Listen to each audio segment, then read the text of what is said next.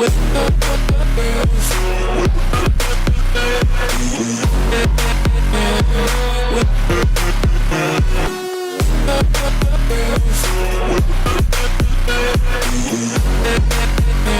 guys, so this is episode 1 of how to have a good shop.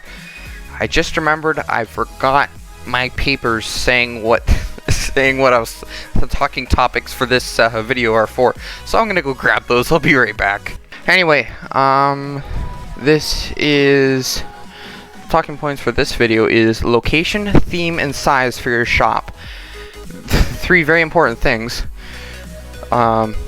Ignore this frog. I don't know. I didn't know this was a feature in the first place, but apparently he's abusing it or broken or.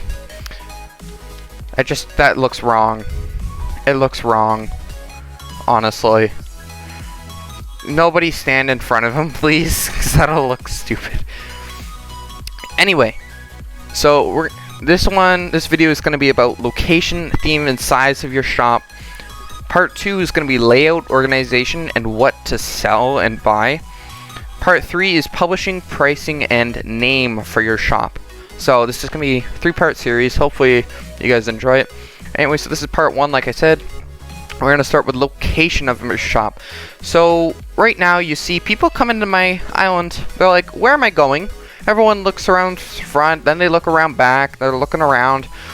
And really, you should have your shop in front of where they spawn. It's going to be the best for you. Just having it right in front. I built my shop afterwards, and so it's too late for me. Don't take my island as an example for anything you should be doing.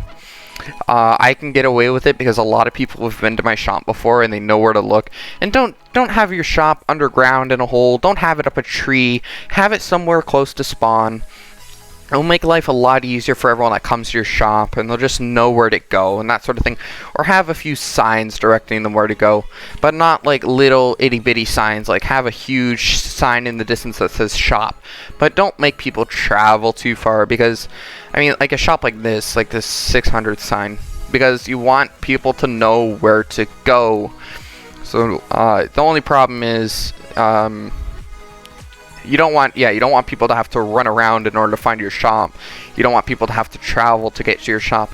You want them, if you want to make the most profits, you want them to spawn into the shop or right near the shop and know where to go. That'll get you the most profits, the most satisfied customers, and then people come in and out a lot more and a lot faster, which is good. Because you don't want people to be sitting around in your shop all day. Because what happens is they buy or sell as much as they're coming to buy or sell, and they're looking for one more item.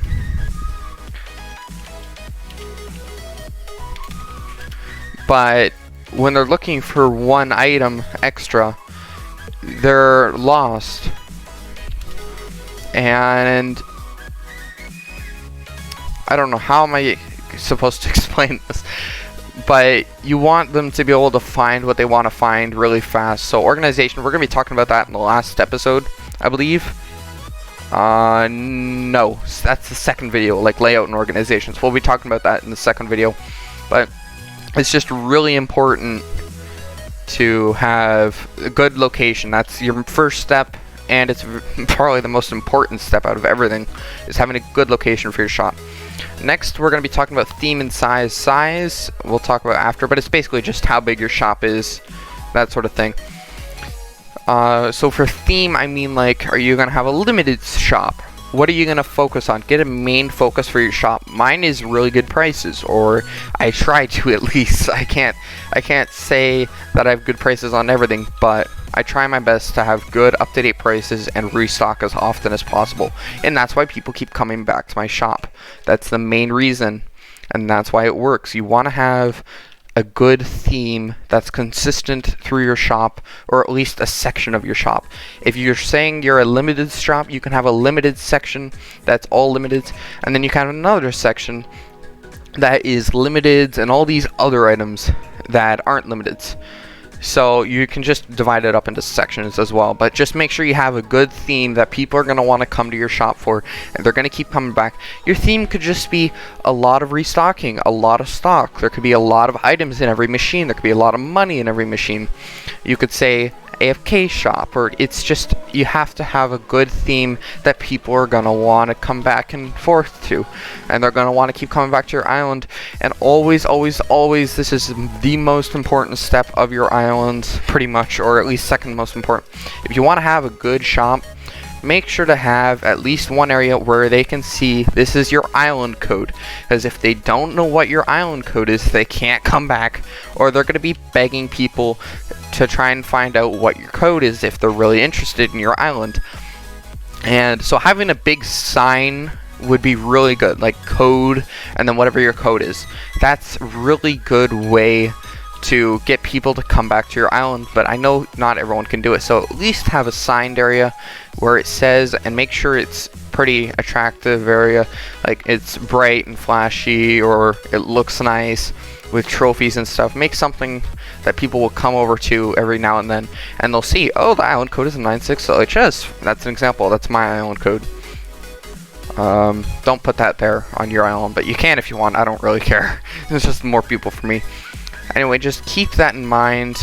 Keep using that to your advantage, and people will come back to your island. So just make sure your theme is accurate and consistent throughout your shop, and you'll get people that keep coming back over and over and over again. And people that come back are better than people that come once and then they never come back, because if they're coming back, it means they're coming back for something, whether it be a specific item, whether it be good prices, whether it be, what the heck, that's the new range, whether it be you restocking constantly. Whatever they're coming back for, it's really good, because you know they're gonna buy items. If they're coming back, they're interested in what you have. If they're coming once and then never coming back, it's a really bad sign, because it's not gonna make you as much money when it's just one person coming now and then. So really pay attention to individual people's needs and what they want, and definitely take requests from people. Like, if someone comes along and they want a specific item and you don't have it, keep note of that. And if a bunch more people want that item, then maybe you should add that to your shop, but only if you can afford it, only if it's reasonable and everything. But if a bunch of people want them, I'm just gonna kick this person because he's causing a lot of lag. Always keep that in mind.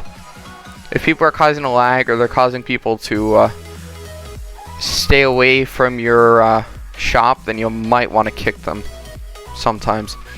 Anyway, so yeah, just all those points are very important for making a good shop and making sure people want to come back, because people coming back is the best way to make coins and islands for sure on your shop. Anyway, so this brings me to the third and final point of this video, which is the size of your shop. So not all shops actually have to be really big in order to be profitable. Mine is reasonable size. I mean, I know there's a lot of vending machines, but a lot of them are empty, and I could get rid of the empty ones and condense my shop a lot.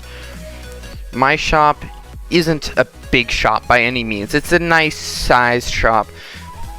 I can just manage to restock it every now and then. There will be too much to restock and I'll have a bit of trouble. But for most of the time, there's a reasonable balance between stocking and people buying items and stuff, so it tends to be good.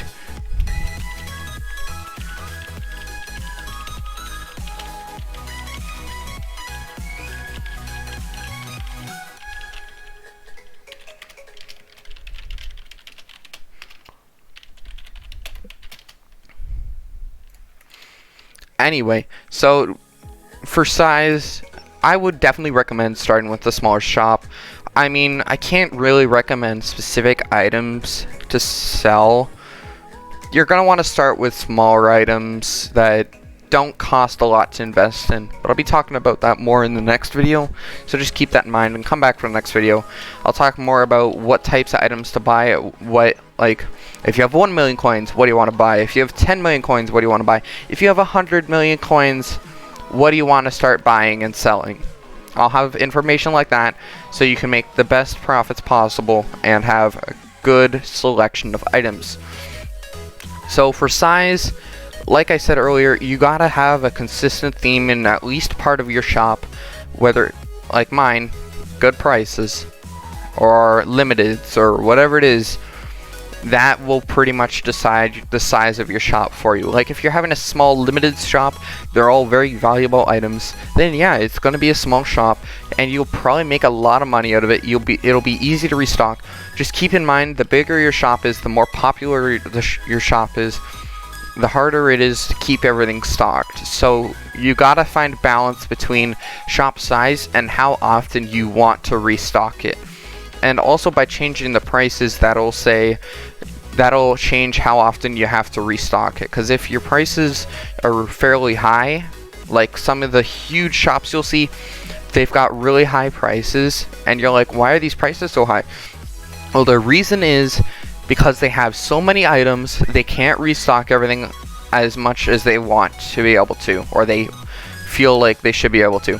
So they set the prices a lot higher so that they're still making money and they don't have to restock as much. They're not worried about giving fair prices. What they want is money, and they don't want to have to restock. They want to be able to leave their shop running all night and not have to restock it. So that's why their prices are so high and so low for buying it from you guys, because they want to be able to not have to restock it as much. And it works. It makes them a lot of money, but it takes time. And so just keep that in mind. If you have a bigger shop, you're going to have to change your prices so that you don't have to restock it as much. But people are going to get annoyed with that. No matter what you do, there's always going to be people that hate what you're doing. They're annoyed with what you're doing. And you're going to have to live with that if you get a more popular shop. I don't tend to get a lot of people that hate my shop or hate my prices, but every now and then there's this toxic little person, little bugger, or whatever you want to call them. Refer to them as, I'm not going to say anything worse than that, but there's going to be some toxic people. There's going to be some people that are going to hate on your shop. There's going to be some people that hate whatever they want to possibly hate. They're going to be Karens or whatever you want to call them, and they're going to come through. No offense to people who are actually named Karen in real life. It's just a term now. But you got to keep that in mind. There's always going to be people that hate it, no matter what you do. They're going to beg you to change your prices, even if they're really fair. So you got to stand by what you believe in for your prices and your theme and all that stuff. And eventually you're going to make some sales. Eventually you're going to learn how to change your prices. Eventually everything's going to work out. So you gotta be patient, you gotta work through it, you gotta ignore those people that are just making you feel like crap when they're coming through and saying everything sucks. You gotta ignore it, you gotta focus on what's gonna make your shop better, what's gonna make your shop more profitable, what's gonna make your shop more popular, and what is gonna bring in more coins. Because that is what everyone wants, more coins, more coins, more coins.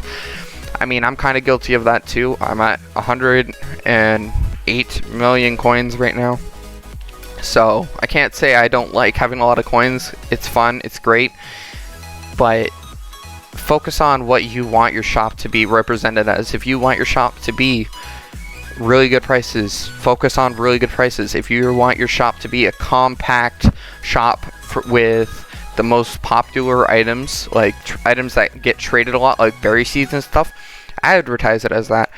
And work on making your shop what you want it to be, and eventually you can get a pretty good shop. I've had my shop open, not this specific layout and everything, but I've been running this shop for like 3/4 of a year, having a reasonable shop published. So I think I know what there is to know, pretty much all there is to know about making a good working shop. So if you enjoyed this episode, please make sure to like and subscribe if it helped you as well. And be sure to stick around for future episodes where I go into layout, organization, what to trade. And then for the final episode, I'll be going over publishing, what you can do if you want to publish, and if you don't want to publish, like if you don't have ProPass, what you can do. If you do have ProPass, what you can do. Because you can make a decent amount of money without ProPass. Like, you'd be surprised what you can do without ProPass. And I'll explain how Pro Pass works in episode 3 as well, and all that stuff, like the random button and how people find your shop and all that. I'll be talking about pricing and the name for your shop in episode 3 as well. Anyway, we'll see you guys in the next video.